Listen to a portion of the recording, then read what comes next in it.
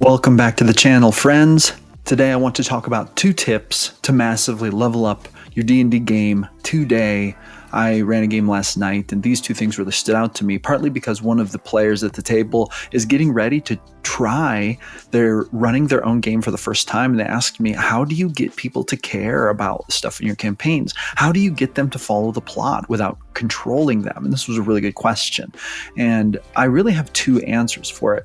And these are the answers that we talked about, me and this other player after the game, because, she was basically asking me how I made that happen. And it really comes down to 2 important things. And if you can incorporate these 2 things into your games, you can massively level up how fun they are and how successful they are for your players. And these are really like the cut and dry, bread and butter, basic in concept, not always basic in practice. It takes some practice to incorporate these, but when you incorporate them, they're foundational to creating an amazing immersive game that people will not only care about, but also enjoy and find engaging. And so one of them, the first one, is basically about player agency. You have to allow players to have agency and control over their destiny. Embrace the concept of existential freedom within your D&D sessions. In existential philosophy, individuals are seen as free agents who are responsible for their own development through acts of their own will. Translated into D&D, this means granting players significant agency in their choices and actions, allowing them the freedom to attempt nearly anything within the realm of their imagination and your world's possibilities. This not only includes the freedom to succeed in heroic feats, but also the liberty to fail, making their choices and consequences truly their own. This approach not only enriches the narrative, but deepens players' engagement and investment in the game as they navigate the thrilling uncertainties of a world where their choices actually matter. And here's the thing about this. One of the most frustrating things for players is feeling like they don't have a choice. When a scene happens and and a player has a good idea for how they want to act upon the scene, but maybe because you're afraid of your plot getting messed up, you don't allow them to act in that way, or the GM doesn't allow them to act in that way, or to at least try it, or to even make a roll to see if they could try it. It makes them feel like they don't really have any player agency and that the story is more important than their player's destiny. But as a GM, I have always found that it's so much more useful to treat players as the authors of their own agency, basically focusing on them instead of focusing so much on the plot. Now, the plot is important.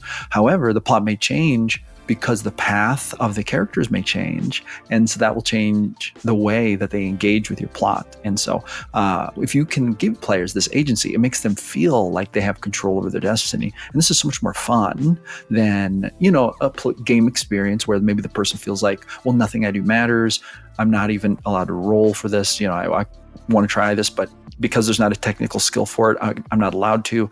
This can make a player feel very boxed in. Now, this leads to my second tip that will help you to massively level up your D&D game. And that is to get your players emotionally invested and emotionally involved in game elements. This could mean NPCs, plot arcs, locations, even religious rites, that type of thing. Drawing from the philosophical idea of emotional investment, consider how deeply humans can care about objects, individuals, or scenarios that resonate with their values, fears, and hopes. In your campaign, you could cultivate a world where NPCs, artifacts, and plot twists are not just functional, but are imbued with stories and significance that align with or challenge your players' values. This method mirrors the philosophical technique used in existential and narrative ethics, where the stories we tell ourselves and others shape our emotional landscapes. By making your game's elements deeply interconnected with the players' characters' backstories, aspirations, and fears, you create a rich tapestry that players are inherently motivated to engage with, care for, and protect.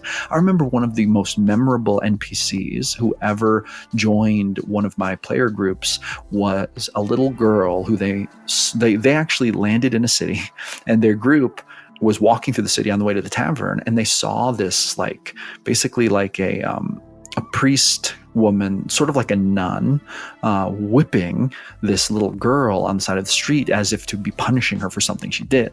And the group some of them didn't care, but some of them were like, no, no, no, you can't do that. So they walked up and intervened, and they ended up adopting the girl because she was an orphan who lived in an orphanage. And this woman was basically the woman who ran the orphanage. And this little girl ended up actually being quite evil, and her punishment was quite justified in the eyes of the local law and the orphanage policy.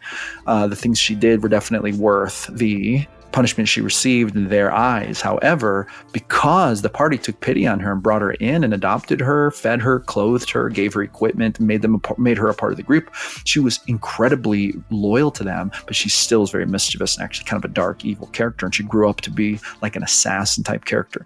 And that was a long-term campaign. So it's but they were so invested in her because they protected her, and she was like thankful to them. And then she just did all this cool stuff for them to help them. And she was like, a little girl, but she was also very loyal. And then so they kind of watched her grow up, and this made it very meaningful to where if she was ever in danger, they would want to take action to save her. So if you can get your characters to care, your players' characters to care about things in the game to a significant degree, then you can definitely involve them, get them engaged to the point where it feels very real for them. The immersion is real. And that is the second tip. And those are my 2 tips for making your D&D game massively successful. Thank you so much for stopping by. Hit that thumbs up button, hit that subscribe button. I'll be back tomorrow with some more tips to help you make your game as awesome as possible. See you on the next one.